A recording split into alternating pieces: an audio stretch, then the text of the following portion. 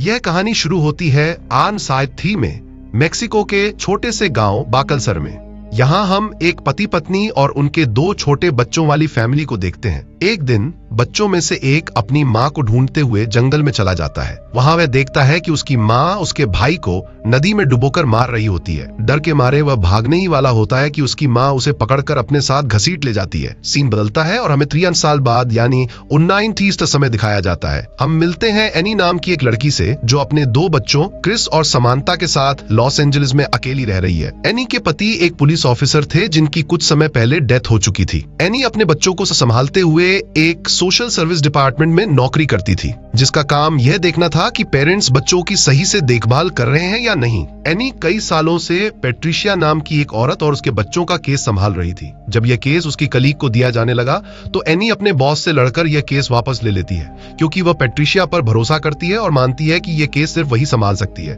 School से call आने के बाद कि बच्चे कई दिन से स्कूल नहीं आ रहे हैं, एनी एक पुलिस ऑफिसर के साथ पेट्रिशिया के घर जाती है। पेट्रिशिया उन्हें अंदर आने से मना करती है, लेकिन एनी अकेले अंदर जाने की जिद करती है। अंदर आकर एनी बच्चों के बारे में पूछती है तो पेट्रिशिया उन्हें सुरक्षित बताती है, लेकिन बच्चे कहीं नजर नहीं आते। तभी एनी देखती है कि कमरे में एक लॉक दरवाजा है जिस पर छोटी छोटी आंखें बनी हुई हैं। जब एनी उस दरवाजे के पास जाने लगती है तो घबराई हुई पेट्रिशिया उस पर हमला कर देती है। पुलिस ऑफिसर आकर उसे ले जाता है और एनी पेट्रिशिया के गले से चाबी लेकर दरवाजा खोलती है। अंदर पेट्रिशिया के दोनों बच्चे कैद थे जो डरे हुए थे और एनी से दरवाजा बंद करने को कह रहे थे, नहीं तो वह उन्हें मार देगी। ये बच्चे लायोरोना की बात कर रहे थे। बच्चों को चाइल्ड प्रोटेक्टिव सर्विस में भेज दिया जाता है। एनी देखती है कि उनके हाथों पर जलने के निशान हैं जो बच्चों के अनुसार उसी ने किए हैं। थोड़ी देर बाद एनी को पता चलता है कि वे दोनों बच्चे नदी में डूबकर मर चुके हैं। एनी अपने बच्चों को गाड़ी में छोड़कर नदी के पास जाती है जहाँ बच्चों की लाशें पड़ी थी। तभी पुलिस ऑफिसर पेट्रिशिया को लेकर आता है। पेट्रिशिया एनी पर चिल्लाती है और कहती है कि तुमने सब बर्बाद कर दिया, बस एक ही रात बची थी, उसके बाद उनकी लायोरोना से जान छूट जाती। एनी का बेटा क्रिस छुपकर गाड़ी से बाहर आता है और लाशों के पास जाता है।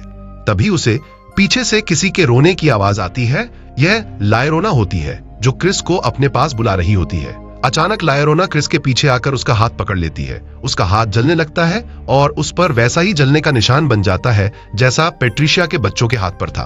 क्रिस भागकर गाड़ी में आता है, लेकिन लायोरोना वहां आकर उसे डराने लगती है। एनी वहां आ जाती है और बच्चों को लेकर घर वापस जाती है। अगली सुबह एनी एक आदमी राफेल ओल्वेरा से मिलने जाती है जो अपनी सुपरनैचुरल पावर से लोगों का इलाज करता है। एनी फादर को लायोरोना के बारे में बताती है और फादर, जो लायोरोना को पहले से जानते थे, उसके बारे में सब कुछ बताते हैं। घर पर समांता खेलते हुए लायोरोना को देखती है और लायोरोना उसका हाथ भी जला देती है। रात को एनी के पति का दोस्त पुलिस ऑफिसर कूपर उससे मिलने आता है। वह एनी को बताता है कि सबको शक पेट्रिशिया पर ही है, लेकिन गवाहों का कहना है कि वह उस दिन पूरा दिन चर्च में थी। कूपर एनी को पेट्रिशिया और उसके बच्चों की एक फाइल देता है। अगले दिन डॉक्टर राफेल ओल्वेरा लायोरोना की तहकीक करने पेट्रिशिया के घर जाते हैं। वहां उन्हें लायोरोना के आंसू मिलते हैं जिन्हें वह इकट्ठा कर लेते हैं। रात को एनी फाइल देख रही होती है, तभी उसे किसी के होने का एहसास होता है। वह बाहर देखती है तो क्रिस बाहर खड़ा होता है। अचानक मेन डोर का दरवाजा अपने आप खुल जाता है, जैसे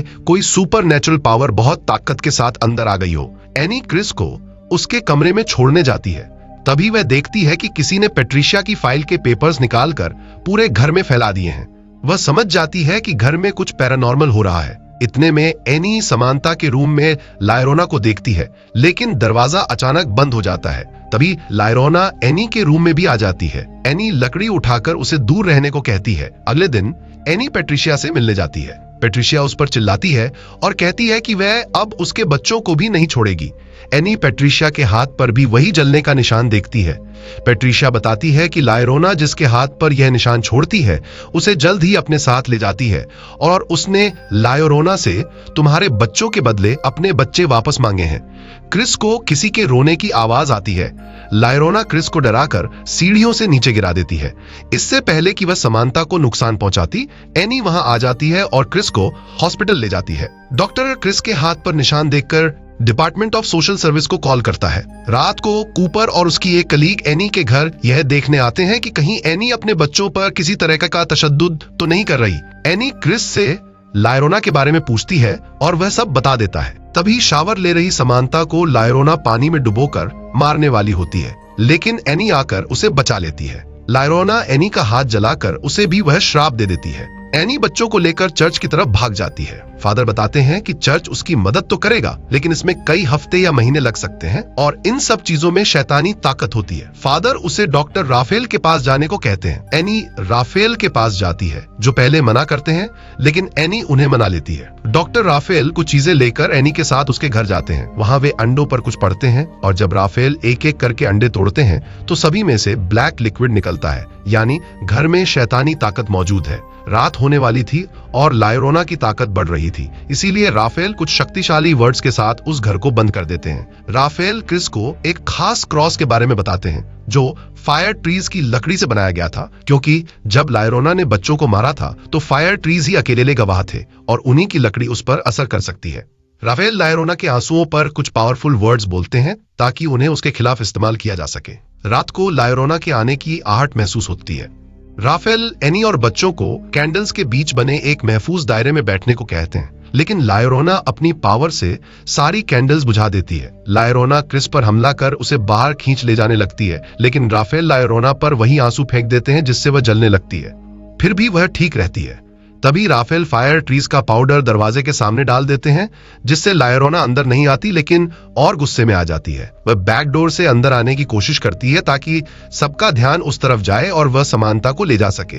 वह समानता को उसकी डॉल के जरिए बाहर बुलाती है। समानता डॉल को पकड़ने लगती है, लेकिन गलती से फायर ट्रीज की लाइन तोड़ देती है। लायरोना उसे उठाकर ले जाती है। एनी उसके पीछे जाती है, लेकिन दरवाजा बंद हो जाता है। लायरोना समानता को पूल में डुबोकर मारने ही वाली थी, तभी एनी वहां आकर उसे बचाने के लिए पूल में छलांग लगा देती है। लायरोना एनी को भी मारने की कोशिश करती है, लेकिन राफेल कुछ पावरफुल वर्ड से उस पानी को साफ कर देते हैं, जिस वजह से लायरोना वहां से भाग जाती है।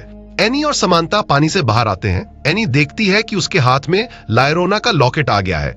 राफेल बताते हैं कि अब समानता लायरोना के कब्जे में आ चुकी है और जब भी लायरोना उसे बुलाएगी वह उसकी तरफ जाएगी, इसलिए हमें किसी भी तरह बच्चों को उससे दूर रखना होगा। एनी पेट्रिशिया की तरह अपने बच्चों को भी अलमारी में कैद कर देती है। तभी पेट्रिशिया वहां आती है। वह बच्चों को बाहर ले जाने लगती है। राफेल उसे रोकने की कोशिश करता है, लेकिन वह उसे मार देती है और फायर ट्रीज के बीजों की लाइन तोड़ देती है। लायरोना अंदर आकर एनी पर हमला कर उसे बेसमेंट में फेंक देती है और सारे दरवाजे बंद कर देती है। क्रिस वह लॉकेट उठाकर समानता को साथ लेकर एक रूम में छुप जाता है। लायरोना वहां भी उनके पीछे आ जाती है। क्रिस वह लॉकेट लायरोना के सामने कर देता है। जैसे ही लायरोना की नजर उस लॉकेट पर पड़ती है, उसका चेहरा बदलने लगता है और वह अपनी असली इंसानी शक्ल में आ जाती है। अपने बच्चों की याद में वह रोने लगती है। तभी पेट्रिशिया को अपनी गलती का एहसास होता है। वह तुरंत एनी को बेसमेंट से निकाल देती है। एनी अपने बच्चों की तरफ भागती है।